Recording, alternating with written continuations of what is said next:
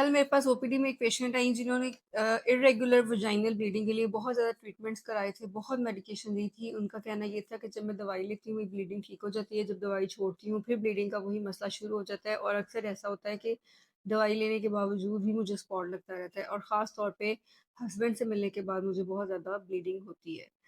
तो कुछ भी बड़ा टेस्ट कराने से पहले मैंने उनकी हिस्ट्री के मुताबिक उनका जब वजाइनल एग्जामिनेशन किया तो मुझे जो फाइंडिंग मिली उसके बाद मैंने ये सोचा कि इतनी एक छोटी सी चीज़ थी जो कि उनके पूरे ट्रीटमेंट हिस्ट्री में मिस हुई और उसके बाद इतना ज़्यादा उनको सफ़र करना पड़ा।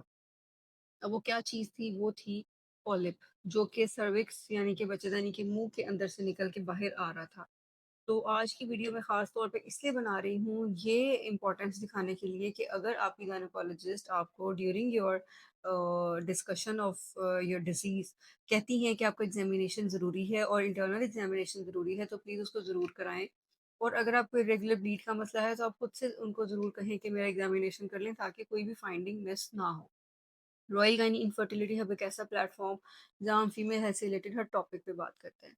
अब पेशेंट की हिस्ट्री थी कि उनको इरेगुलर वजाइनल ब्लीडिंग थी, माहवारी महीने के महीने नहीं आती थी, कभी भी उनको खून का दाग दो माहवारियों के दरमियान में भी लग जाता था। उनको हस्बैंड से मिलने के बाद यानी कि इंटरकोर्स करने के बाद ब्लीडिंग होती थी, स्पॉटिंग होती थी। इसके अलावा उनको बहुत ज़्यादा गंदा पानी पड़ता था जिसको कि लिकोरिया कहते हैं। लिकोरिया के साथ बहुत पेशेंट्स आउटडोर में डेली बेसिस पे आते हैं। तो जो पॉलिप है ये सब इसके सिम्पटम्स होते हैं। पॉलिप इरेगुलर ब्लीड कराता है, पॉलिप हैवी मेंस्ट्रुअल ब्लीड करा सकता है, पॉलिप पोस्टकॉइटल ब्लीड कराता है, पॉलिप वजाइनल डिस्चार्ज कराता है और इन्फेक्टिव वजाइनल डिस्चार्ज होता है। और पेशेंट मल्टीपल ट्रीटमेंट लेते हैं लेकिन ठीक नहीं होते। इसका क्या हल है? इसका हल ये होता है, पहले तो हम एग्ज़ामिनेशन करते हैं, देखते हैं आया ये पॉलिप सर्विक्स यानी कि बच्चेदानी के मुँह का है या ये पॉलिप एंडोमेट्रियम का है, जो कि एक स्टॉक के ज़रिए से सर्विक्स के मुँह से बाहर निकल रहा है। फिर हम इसकी ट्रीटमेंट प्लान करते हैं। जो लेटेस्ट ट्रीटमेंट इसकी चल रही है वो है hysteroscopic guided removal of polyp.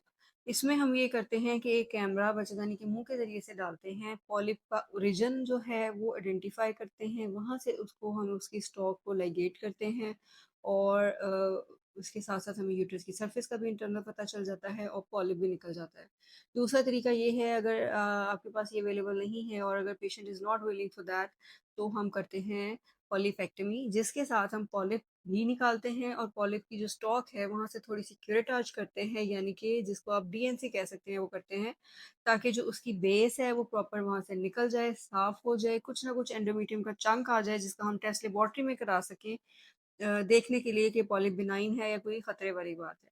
Most of the cases polyps benign होते हैं, यानी वो कैंसर नहीं होते। जब हम उसका रिमूव कर देते हैं पेशेंट बिल्कुल ठीक फिट फाट हो जाते हैं। मैंने बहुत सारी पॉलीपेक्टमीज की हैं जिसके बाद पेशेंट मेजर सर्जरी यानी कि हिस्टेक्टमी से बच गए। मेरे कुछ पेशेंट्स ऐसे थे जो कि मेरे पास हिस्टेक्टमी का टाइम लेने आए थे और एग्जामिनेशन के बाद जब मैंने पॉलिप उनको बताया और पॉलीपेक्टमी की तो लिटरली वो पेशेंट्स जो थे वो हिस्टेक्टमी से बच गए। तो ये एक बहुत बड़ी अचीवमेंट है, अगर आप किसी का एक मेजर ऑर्गन बचा लेते हैं। एक माइनर सी सर्जरी जिसमें कोई कट नहीं लगना, आपने नीचे से वो सर्जरी करनी है, हार्डली 15-20 मिनट लगने हैं, पेशेंट का एक्सपेंस भी बचता है और पेशेंट के मेजर ऑर्गन बच्चेदानी, अंडेदानी या जो उनका एक मेजर फंक्शन है वो कायम रहता है। तो जब हम ये पॉलिप निकालते हैं, अंदर से क्यूरेटाज करते हैं, जो सैंपल लेते हैं उसको लैब में भेजते हैं, इसका टेस्ट कराते हैं, चेक करने के लिए उसकी रिपोर्ट आती है, वो हमें बताती है कि ये पॉलिप बिनाइन है जिसके लिए फर्दर ट्रीटमेंट की ज़रूरत नहीं है। वो हमें बताती है कि अल्लाह ना करे कैंसर सेल चेंज हो रहे हैं, तो इसके लिए फर्दर ट्रीटमेंट की ज़रूरत है, उसके अकॉर्डिंगली पेशेंट को हम गाइड करते हैं। इन केस समरी ये है, अगर आपको कोई भी इरेगुलर ब्लीड का मसला है या आप खुद से डॉक्टर को कहें कि मेरा इंटरनल एग्जामिनेशन कर दें, या अगर आपके डॉक्टर ऑफर कर रहे हैं तो ज़रूर उसको एक्सेप्ट करें, एग्जामिनेशन कराएं ताकि प्रॉपर ट्रीटमेंट लें और मेजर सर्जरी और मेजर एक्सपेंस से बच सकें। Thank you.